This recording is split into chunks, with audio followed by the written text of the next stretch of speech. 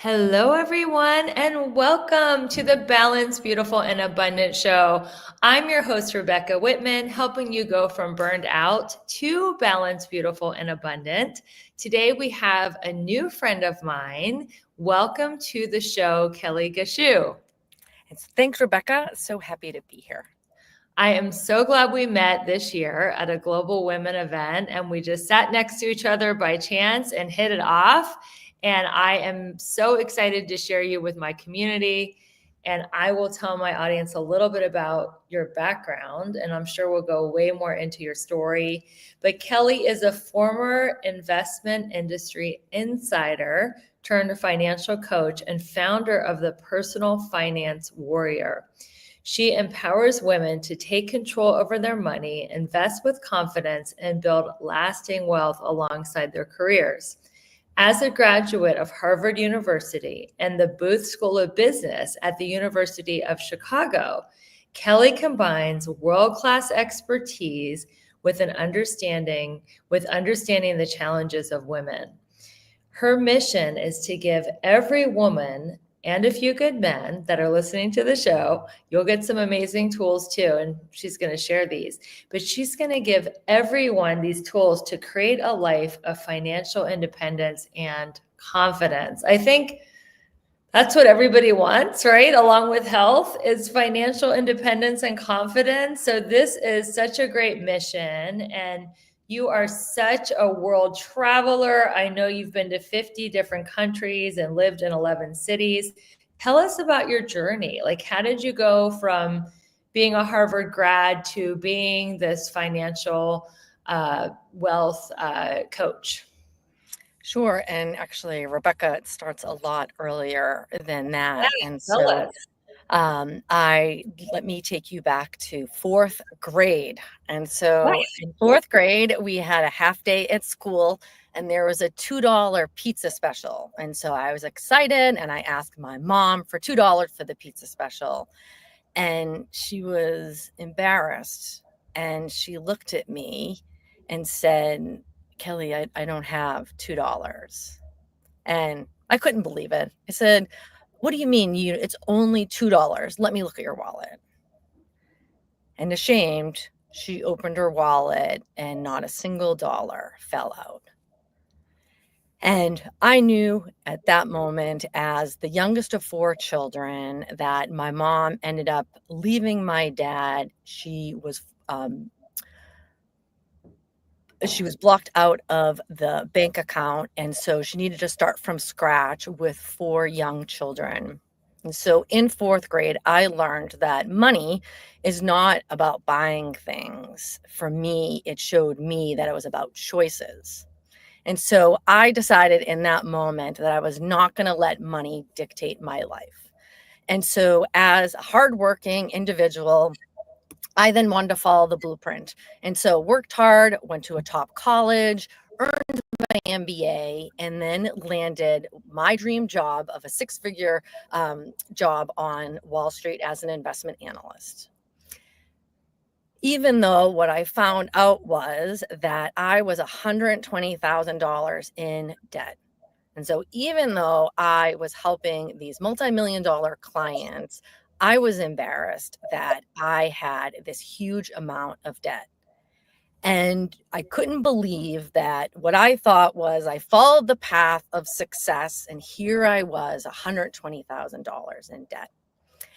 And I was a bit embarrassed that here I am analyzing these investment portfolios. And so I would go into the office on Sundays, and it was on a snowy Sunday in February that I was doing some research, and I realized that I'm doing all this extra research for clients and I'm not investing for myself. And I'm not focused on investing as a way to repay this debt. So I started using those Sundays to start investing, to start exploring ideas. And I came across an idea, and I put in a small amount because I was paying off my $1,500 in, every month for my student loans. And at the same time, I was investing these small amounts. And in particular, there was a company that was on the verge of bankruptcy. And I said, I think this is an opportunity. And I invested a small amount, and I'm a long-term investor. And I teach my audience that, step by step and creating a portfolio over a long period of time. So it was 2 years later that I looked at this position that was $1,000, and it turned into $50,000. And Wow. so this was the power of investing on behalf, like for myself, and really using that energy to invest for myself. And so this is what I want to share with my audience, that you too can learn how to invest. And I focus on women, and in particular women entrepreneurs, because the number one mistake that I've seen is that they're so focused on their business, just like I was so focused on doing a good job for my clients, that I wasn't investing for myself. And so this is why I have different coaching programs particularly for women entrepreneurs, so that they don't make the same mistake that I did, is that they are growing their business and investing alongside their business. That is such a great story. Now, where did you grow up and how did you end up getting into Harvard? And was that Harvard undergrad? Yes. So I went to Harvard undergrad. So I grew up in Boston. And so, as I mentioned, the youngest of four kids. And so my mom needed to leave my dad. I was about 2 years old. And we moved from New Jersey to Boston. And that's when I really understood. So my mom's story instilled in me the importance of financial independence. And even, the story from fourth grade instilled in me this scrappiness. And so I started working different jobs to avoid the situation of asking for money and there being an empty wallet. And so at 10 years old, I had a paper route, and I would deliver the Boston Globe on my scooter in the neighborhood. And then don't tell anybody, I was 12 years old when I got my first job at the grocery store and was bagging groceries, and actually feel really grateful. I worked at that grocery store all through high school and was able to juggle different activities. I really enjoyed playing volleyball and played on a regional volleyball team. And my mom, juggled multiple jobs. And so I really relied on the community for help, for rides, for, supporting me in my different extracurricular activities. And just feel really lucky. I focused on school and working hard. And then I had this idea that I wanted to spend time in Asia. And so that's How did you get into Harvard? and that's where I ended up going to Harvard.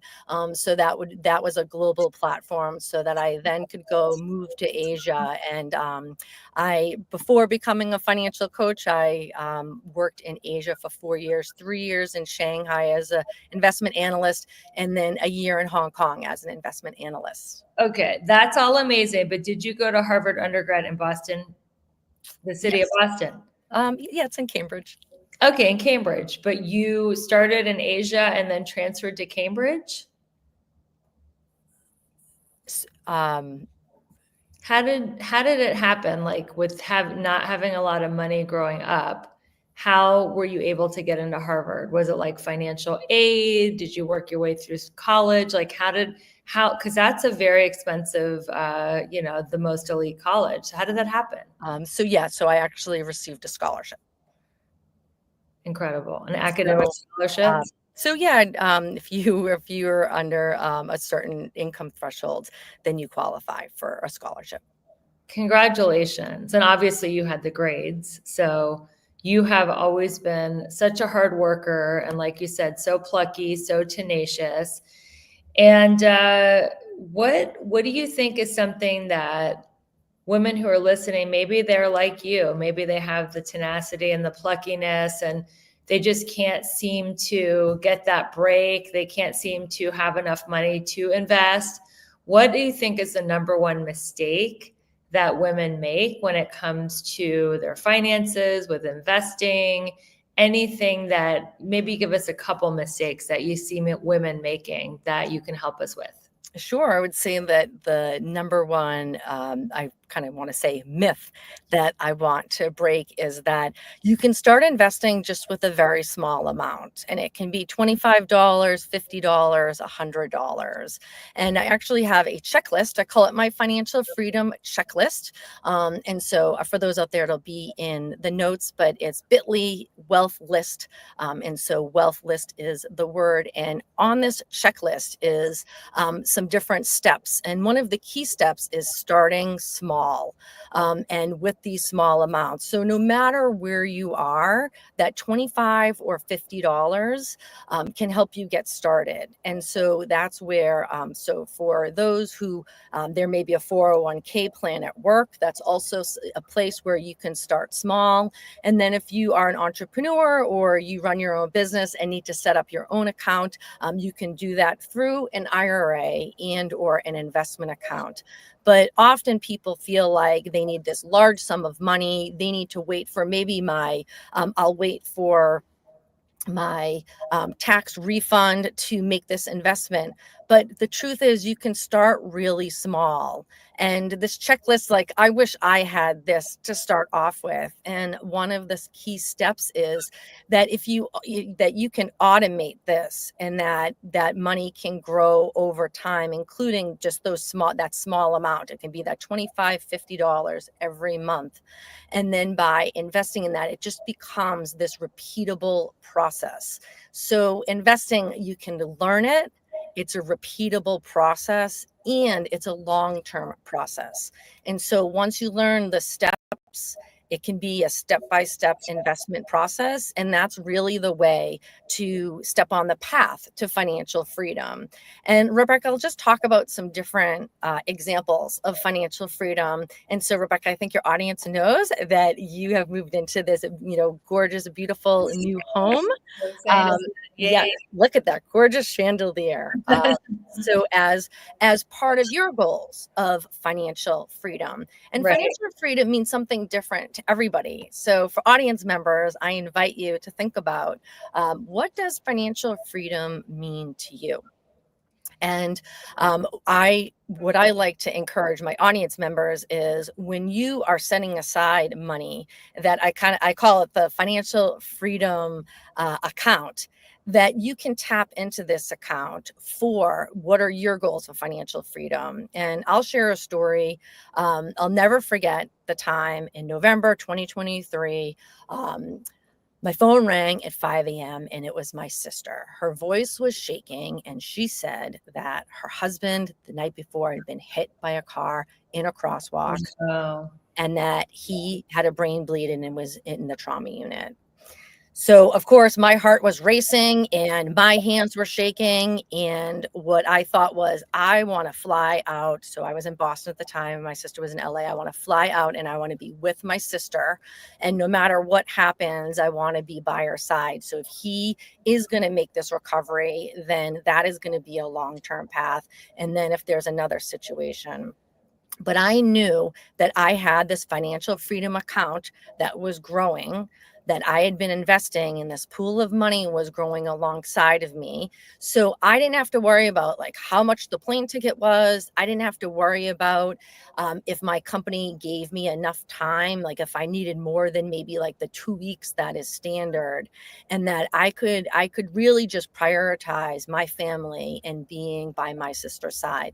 So the great news is my sister's, his name is Jeff. Jeff made a miraculous recovery. He is doing amazing. So after a 6-month recovery, and for me, that was the catalyst that I wanted to move closer to my sister. So I had this pool of money, and then a year later, I moved to LA. We're gonna stop you there. We're gonna cut to a quick commercial break. When you come back, I want to find out what it's been like living in LA. And for the people who are just tuning in, this is Kelly Gushe. She is talking about financial planning, financial wealth, investing. We're talking long-term wealth with not a huge amount to invest. Anybody can start. She's going to tell you how to create your abundance. We're going to cut to a quick commercial break and we'll be back. Don't go anywhere. It's Rebecca with Balanced, Beautiful, and Abundant.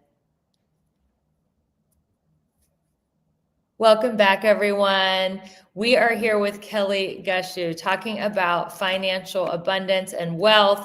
Now, you just told us an amazing story of how you had, what did you call this special account? I call it the financial freedom account.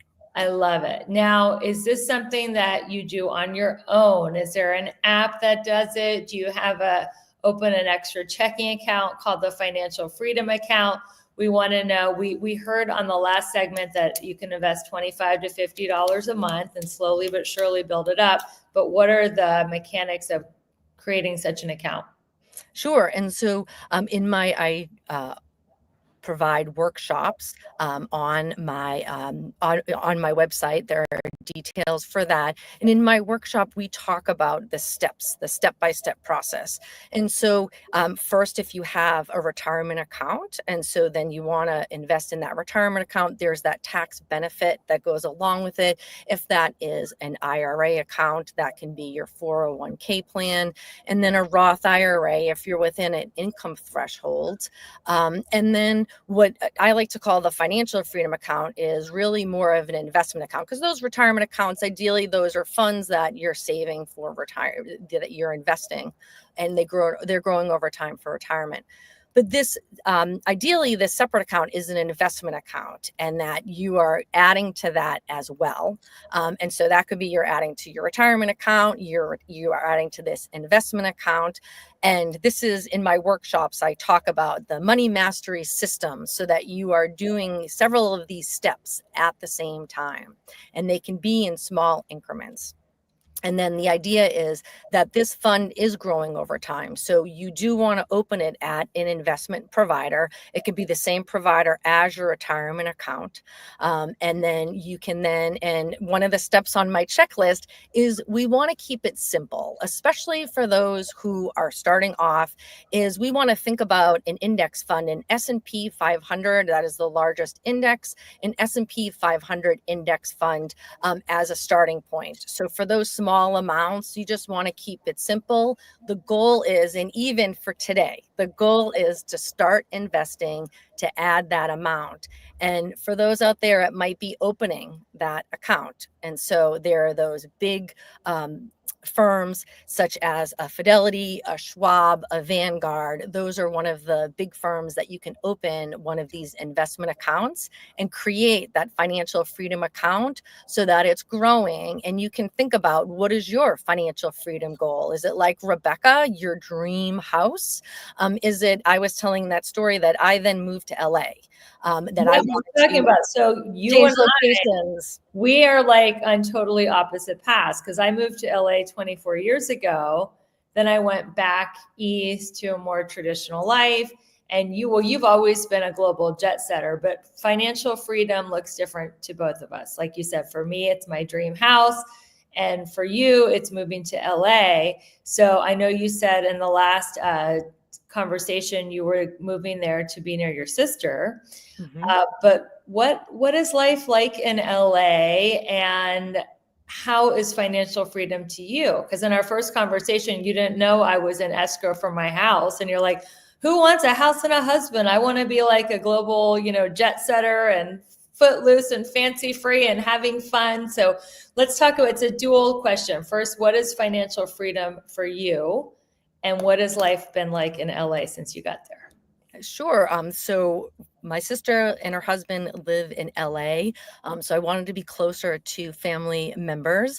And then I also wanted to be close to the beach. So that's what my idea of financial freedom is. And so I go for a walk every day on the beach. I play beach volleyball. And so I wanted to be closer to a beach. So moving from Boston, where I only had a 3-month window to play beach volleyball, and for fun and recreational, what's fun is I've moved to LA, and people say, oh, do you play for, we have these advanced leagues in LA. And I just say, it's fun for me. And that's part of my financial freedom. And so this is why I say that this looks different for different people.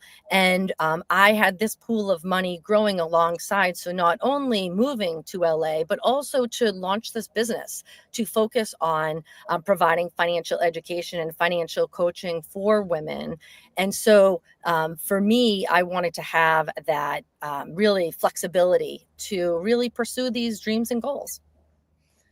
And what was life like doing all this traveling? Were you doing financial planning and investing then? Were you an entrepreneur? Like, what gave you the money and freedom to be able to live in 11 cities? And tell us some of the cities that you've lived in.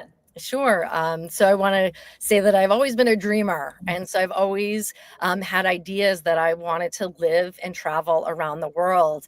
And so when I was in college, I'll never forget that I was a sophomore and went to one of these information sessions on an investment firm, and they flashed a screen that said, London, Tokyo, Sao Paulo, New York. And I said, that is what I want to do. And then if it's an investment firm that allows me to travel around the world, then I want an internship.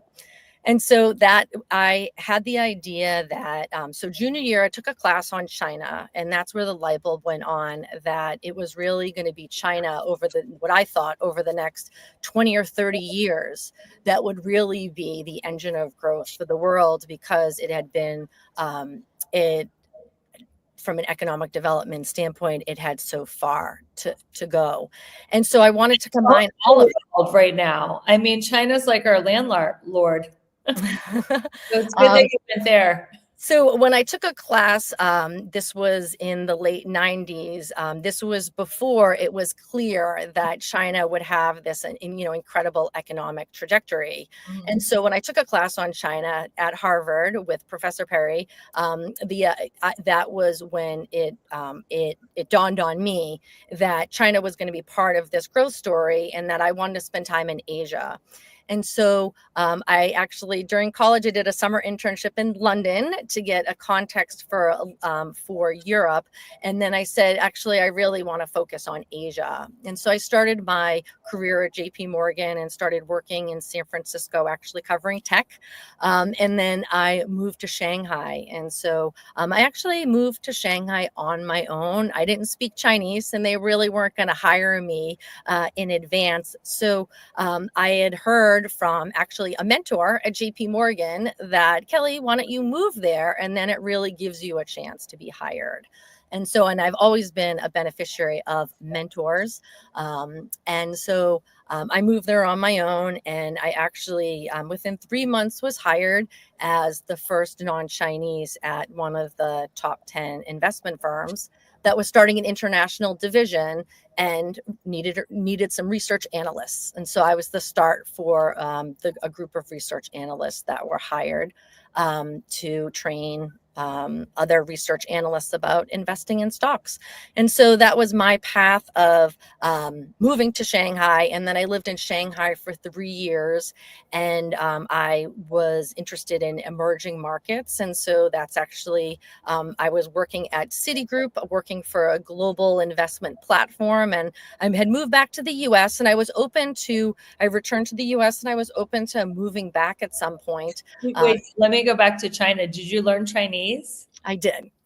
Fluently? No, I mean, it takes a long time, but I was interacting in a Chinese speaking environment, so I needed to. That's amazing.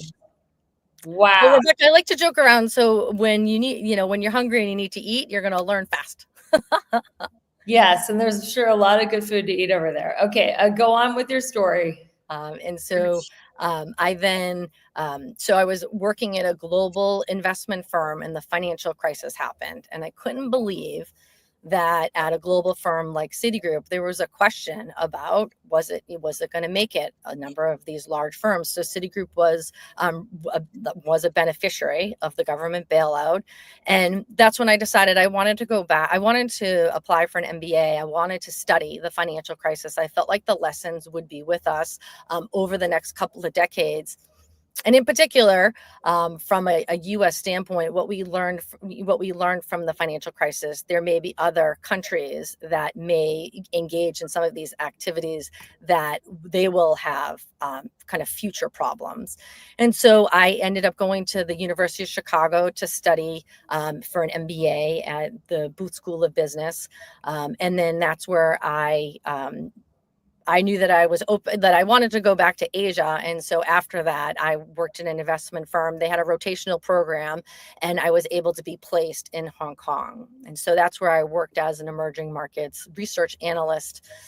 And then, unfortunately, they ended up restructuring the group, and then I was brought back to move back to Boston. And that's when the wheels started turning as an industry insider of, I was often the only woman in the room that are women really investing? And the statistic that a lot of people aren't really familiar with is that by 2030, so in 5 years, women will manage 65% of investable assets. Wow. And that is part of this inheritance that baby boomers will pass that wealth to women. I like there is the saying that these millennials are excited about this inheritance as well. And I tend to say that we have a lot of women who are living well into their 90s, Ethel Kennedy as a recent reference. And so I think that's going to take longer.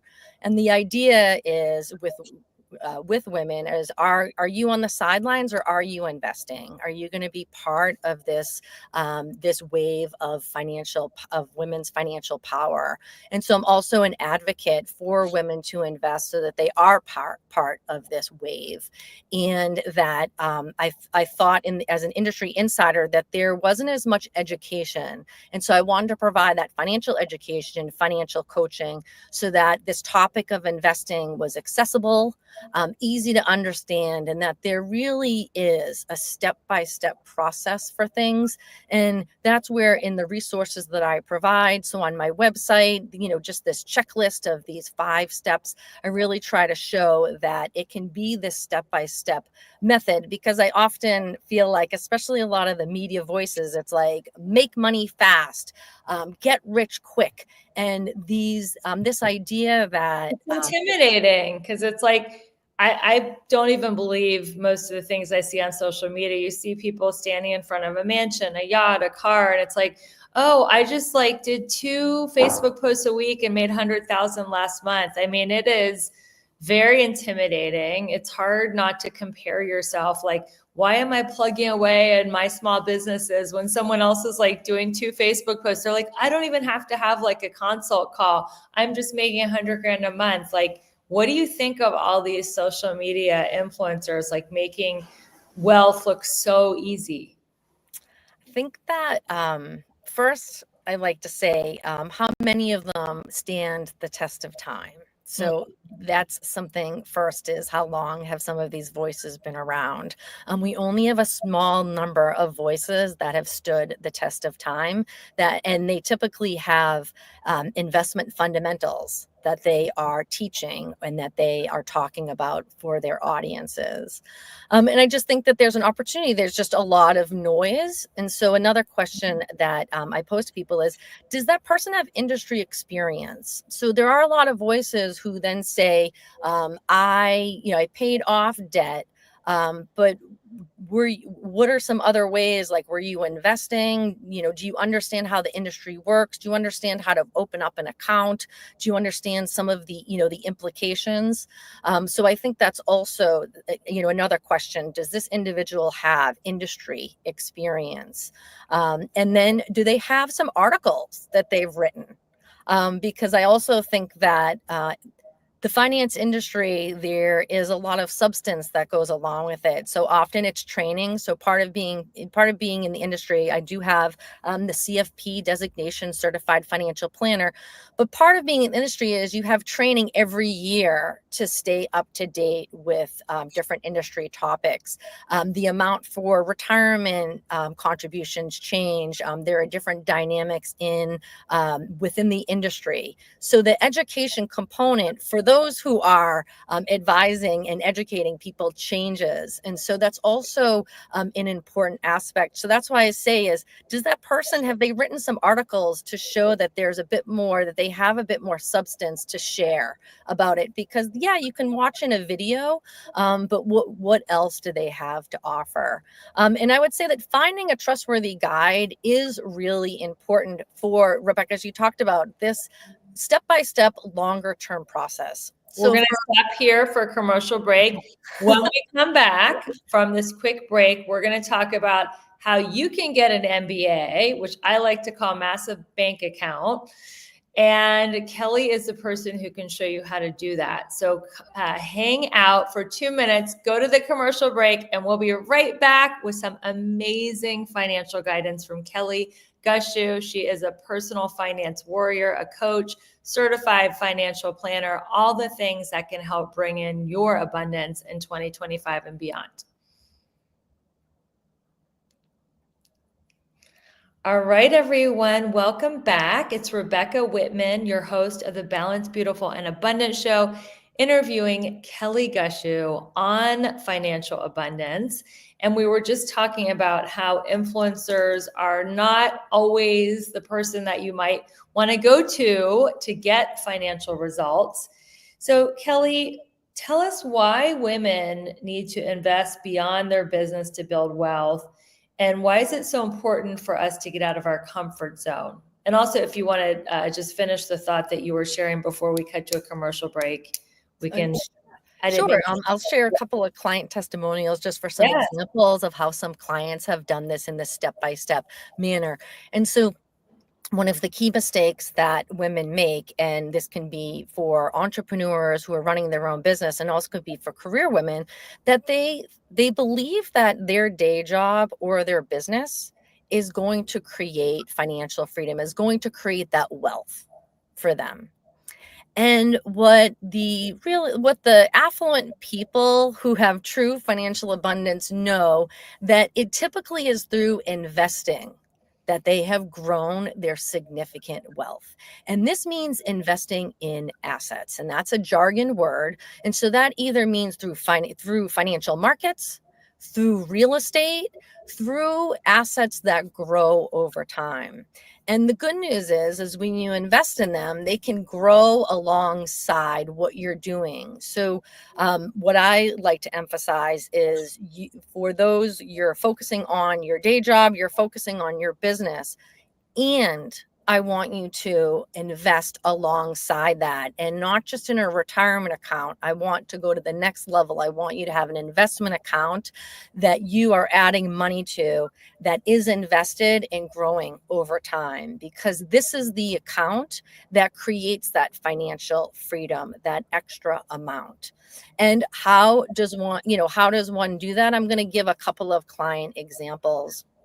So I'll share about Tanya, who I worked with in 2024, an entrepreneur, marketing consultant, doing outstanding work for her clients, had 2 to 3 clients traveling around the country.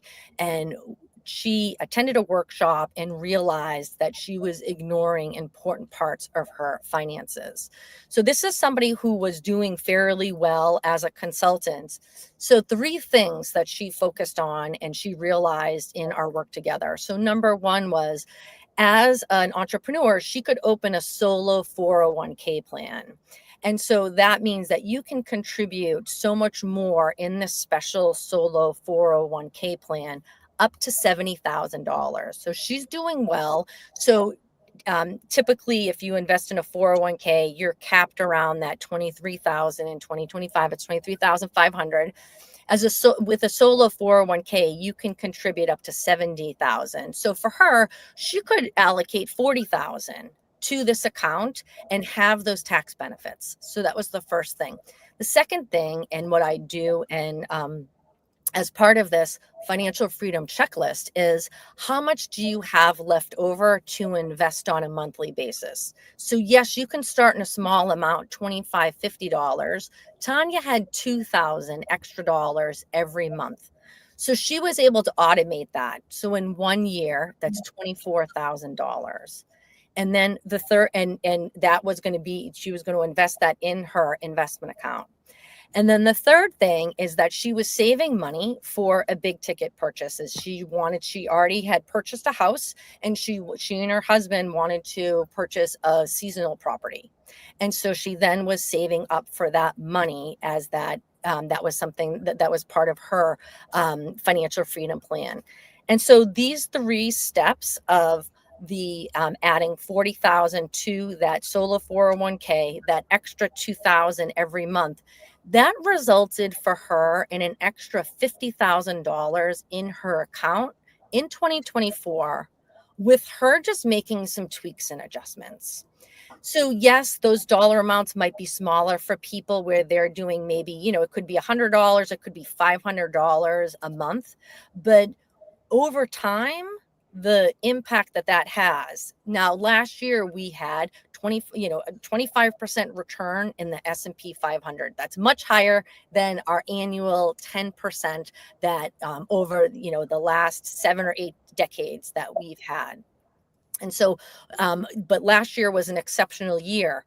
And even if you had $100,000 and it was invested in S&P 500 index fund without any extra effort. So for those out there, once you learn this process, this repeatable process, without picking up an extra finger, without trading hours for time, without any hard work, your portfolio grew $20,000 from $100,000 to $120,000 without any extra effort. So once you learn this process of investing, it is a powerful way to create, I like to call it, that financial freedom account, because it's really about what you want to do with that account. Once you learn the process for how it grows, it's really about what it means for you and your family. That is great advice. Now, what does S&P stand for? Sure, it stands for Standard and Poor's, and the 500 represents the 500 largest cap companies. And the idea is that this index is a broadly diversified index. And with the growth of some of these large tech companies, there's some questions, about how broadly diversified it is. But just in general, it is one of the largest, most diversified index funds to invest in. So that tends to be a great foundation and a great first step for investors, experienced investors and first-time investors. So you're telling me everybody's complaining about the recession, the price of gas, and the price of eggs, but while everybody was experiencing inflation on the streets, in this index, this financial fund, people were making a 25% return average on their investment. And Rebecca, that's exactly why we want people to have this investment account. If it's $25, $50 each month that you're adding to it, so that your money can grow alongside the day job that you have. It could be the multiple jobs that you have as an entrepreneur, the job, the business that you tend to work so much extra time on it, that in addition to that, I want you to be investing in this account so that you too can benefit from. It was 25% in 2024. And over the last 5 years, the average has been 15%. So that means, on average over the last 5 years, your account grew 15% each year.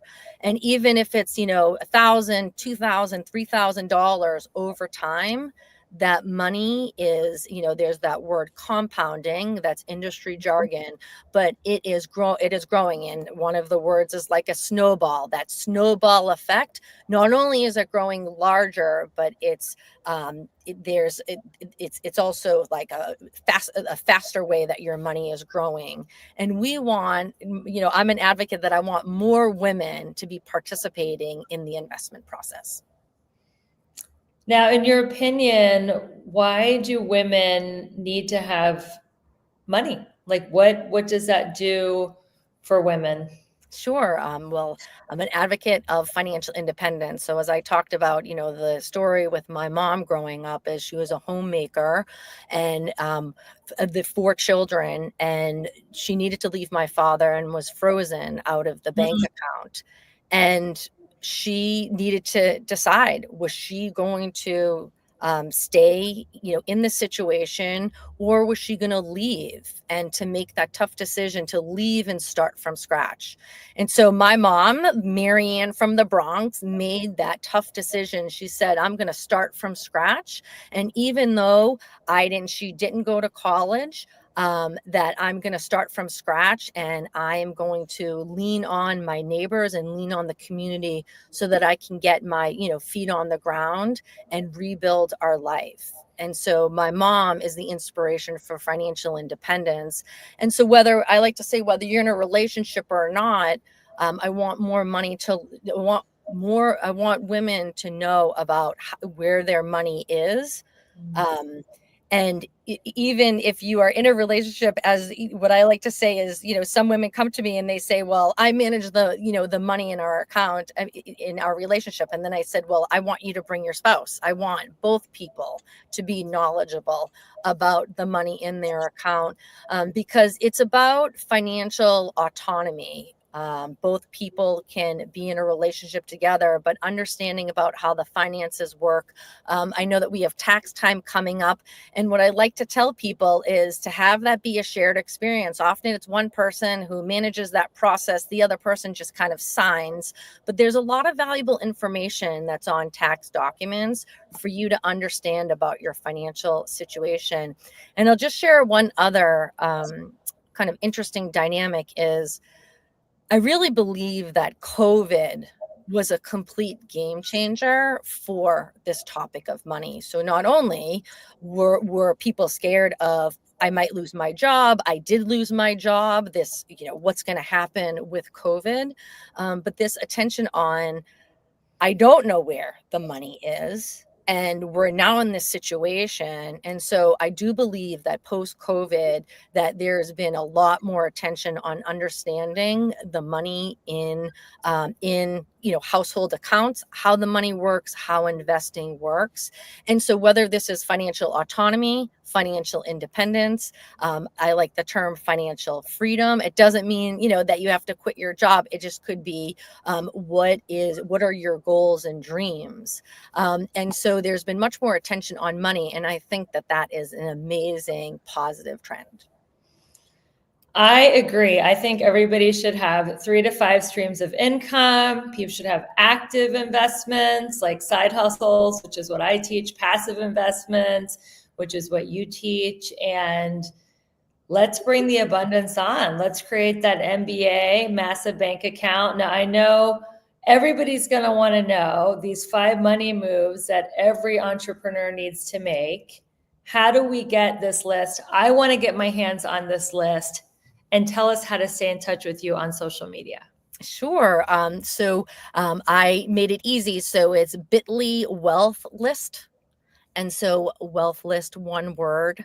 And so you can find that. My website is Personal Finance Warrior, and I have a list of resources also on Instagram. On my Linktree, there are some freebies there. There are some helpful articles, as well as I list my workshops that are coming up. A workshop is a great way to learn more about the step-by-step process and to engage more with your money. And so I just want to leave the audience with that you can start today. That when I got that call from my sister at 5 a.m., we don't know, life can change just like that. So you can start investing today. And if the next step is to open an account, if the next step is to look at, can I do $25? Can I do $50? How can I automate that process? I would love for you, when you're listening to this podcast, even if you're driving, that you think about one action step that you can take today. Such great advice, Kelly. Thank you so much. And good luck with your global tour. I know you're speaking in London, and you are just someone who is really out there in the world, sharing your mission and empowering people to get to their financial abundance. So have a great time on your speaking tour this year. And thank you for being my guest today. Everyone, thank you so much for listening to the Balanced, Beautiful, and Abundant Show. I am your host and your friend, Rebecca Whitman, taking you from burned out and overwhelmed to balanced, beautiful, and abundant.